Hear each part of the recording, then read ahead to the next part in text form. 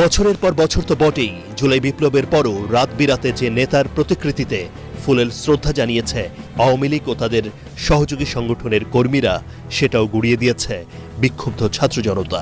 এই মহিলাটা আসলে কি বলবো, ন্যূনতম যদি কিছু থাকতো লজ্জা শরম, তাহলে হচ্ছে গিয়ে উনি আগে জনগণের কাছে ক্ষমা চাইতো। ওনার তো এইভাবে বক্তব্যটা দেওয়া উচিত হয় না। হাজার হাজার ছাত্র এখনো পঙ্গু অন্ধ হয়ে আছে। হাজার হাজার মানুষকে গুম করেছে, এখনো কত মানুষ আমাদের কোথায় আছে কেউ জানে না। আমাদের একজন শহীদ ভাইয়ের রক্তের বিনিময় চাইতে কি বঙ্গবন্ধুর বাড়ির দাম বেশি?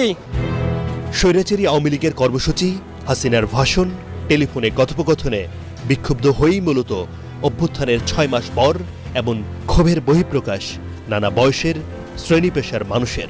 কেউ কেউ আবার বাসার বিভিন্ন জিনিসপত্র সরিয়ে নেন, কারো কারো হাতে দেখা যায় লাইব্রেরির বিভিন্ন বইও। কত হাজার ছেলেমেয়ে